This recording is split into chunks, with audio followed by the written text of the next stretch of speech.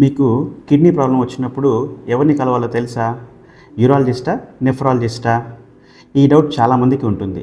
ఈ వీడియోతో ఆ డౌట్ క్లియర్ చేసే ప్రయత్నం చేద్దాం. హాయ్, నేను doctor Mohammed Ghouse, urologist and andrologist, S L kidney hospital, Madanapalle. ముందుగా నెఫ్రాలజిస్ట్. వీరు కేవలం కిడ్నీ పనితీరుకి సంబంధించిన మెడికల్ డాక్టర్. కిడ్నీలు సరిగా పనిచేయకపోవడం, డయాలసిస్, ఇంకా షుగర్, బీపీ వల్ల వచ్చే కిడ్నీ సమస్యలను నెఫ్రాలజిస్ట్ మందుల ద్వారా చికిత్స చేస్తారు. నెఫ్రాలజిస్ట్ సర్జరీస్ చేయరు. సింపుల్గా చెప్పాలంటే బ్లడ్లో క్రియాటిన్ పెరిగినప్పుడు, యూరిన్లో ఎక్కువ ప్రోటీన్ పోతున్నప్పుడు డయాలసిస్ అవసరమైతే నెఫ్రాలజిస్ట్ని కలవాలి. ఇక యూరాలజిస్ట్ అంటే సర్జన్. యూరాలజిస్ట్ కిడ్నీ సమస్యలతో పాటు మూత్రనాళాలు అంటే యూరెటర్, బ్లాడర్, మగవాళ్లలో ప్రాస్టేట్ సమస్యలు చూస్తారు.